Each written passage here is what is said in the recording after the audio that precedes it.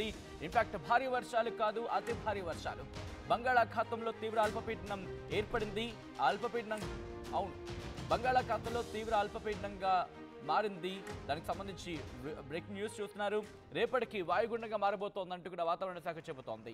దీని ప్రకారం ఉత్తర కోస్తా జిల్లాల్లో భారీ నుంచి అతి భారీ వర్షాలు కురుస్తాయంటూ కూడా వాతావరణ శాఖ చెప్పుకొచ్చింది. రాయలసీమలో మోస్తరు వానలు పడే అవకాశం ఉందంటూ కూడా చెప్పింది వాతావరణ శాఖ.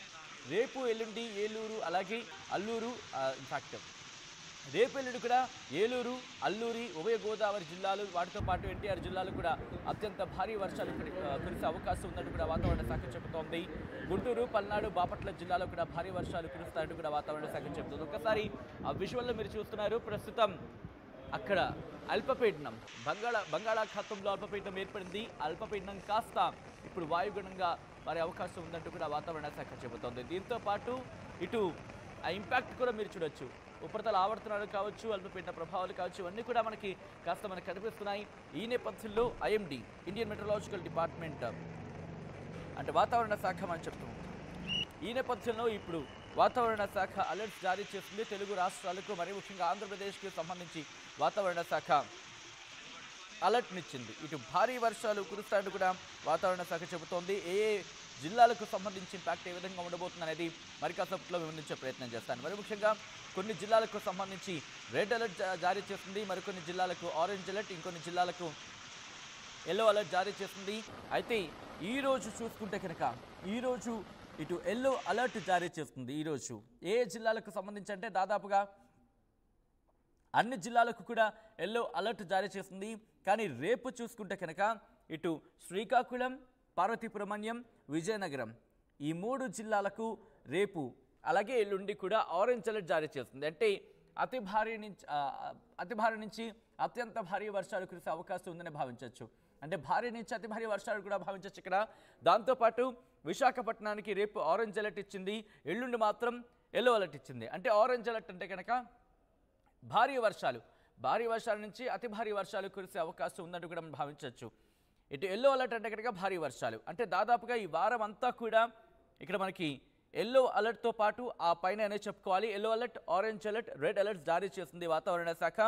రేపు ఇటు అల్లూరి సీతారామరాజు డిస్ట్రిక్ట్ మాత్రం రెడ్ అలర్ట్ జారీ చేస్తుంది. అంటే ఇక్కడ మనం జాగ్రత్తగా ఉండాల్సిన అవసరం కనిపిస్తోంది. దాంతోపాటు ఎల్లుండి ఆరెంజ్ అలర్ట్ జారీ చేస్తుంది. అంటే భారీ నుంచి అతి భారీ అత్యంత భారీ వర్షాలు కురిసే అవకాశం ఉందని భావించవచ్చు ఇటు అల్లూరి సీతారామరాజు డిస్ట్రిక్ట్కి సంబంధించి. ఆ తర్వాత అనకాపల్లికి రేపు ఆరెంజ్ అలర్ట్ ఇచ్చింది.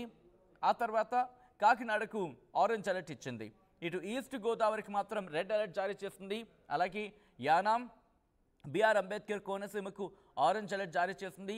ఏలూరు, వెస్ట్ గోదావరి, దాంతోపాటు ఎన్టీఆర్ డిస్ట్రిక్ట్ అంటే మనకి విజయవాడకు సంబంధించి ఇంకా రెడ్ అలర్ట్ ఉందంటే అర్థం చేసుకోవచ్చు ప్రస్తుతం ఎటువంటి సినారియో ఉందో. ఇప్పటికీ దాదాపుగా వారం రోజులు కావస్తోంది.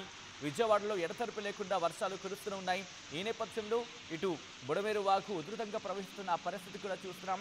కృష్ణమ్మ కూడా ఉధృతంగా ఉగ్రరూపంతో ప్రవహించిన సందర్భాన్ని చూసాం.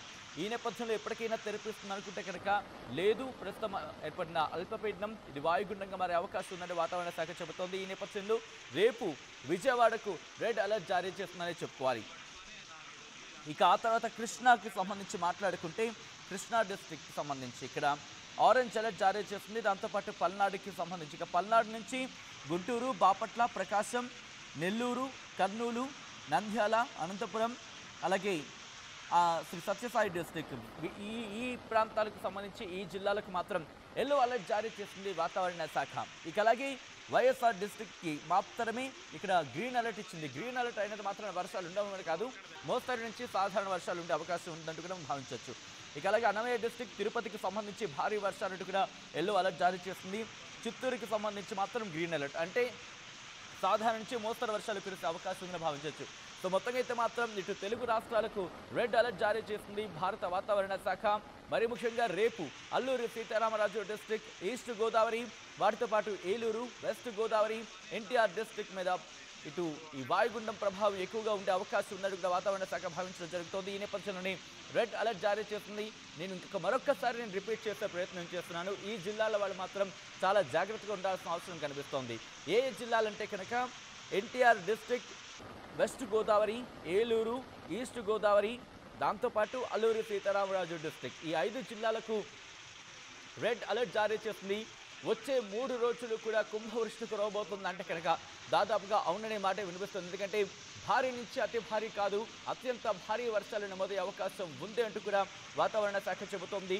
మిగిలిన ప్రాంతాలకు సంబంధించి చూసుకుంటే ఇటు ఎల్లో అలర్ట్ ఇచ్చింది. పూర్తిగా ఆ రిపోర్ట్ని కనుక మనం గమనిస్తే ఇటు పూర్తిగా కూడా పసుపుమయం అనే చెప్పుకోవాలి. పసుపు నుంచి పైనే అంటే ఇటు ఆరెంజ్ అలర్ట్ కావచ్చు, లేకపోతే రెడ్ అలర్ట్లు అంటే అర్థం చేసుకోవచ్చు ఇటు ఆంధ్రప్రదేశ్ని వాయుగుండం ఏ స్థాయిలో కుమ్మయ్యబోతుందో అర్థం చేసుకోవచ్చు. ఎందుకంటే కనుక భారీ నుంచి అతి భారీ, అత్యంత భారీ వర్షాలు కురిసే అవకాశం ఉందంటూ వాతావరణ శాఖ చెబుతోంది. ఉరుములు మెరుపులు గంటకి 30 నుంచి 40 కిలోమీటర్ల వేగంతో ఈదురుగాళ్లతో కూడిన వర్షాలు కురిసే అవకాశం ఉందంటూ కూడా వాతావరణ శాఖ చెబుతోంది. ఇప్పటికే విజయవాడ ఏ స్థాయిలో అతలాకుతలం అయిపోయిందో చూసాం. విజయవాడ గత 30 నుంచి 50 ఏళ్లలో ఎన్నడూ చూడని విధంగా ఇటువంటి అత్యంత దయనీయమైన పరిస్థితిని ఈరోజు చూస్తోంది. ఈ నేపథ్యంలో ఇప్పుడు వాయుగుండం విజయవాడ పాలిట మరో వాయుగండంగా మారిందనే చెప్పుకోవాలి. దీని ప్రభావం ఉత్తర కోస్తా జిల్లాల నుంచి తో పాటు ఇటు రాయలసీమ మీద కాస్త ఇంపాక్ట్ ఉంది.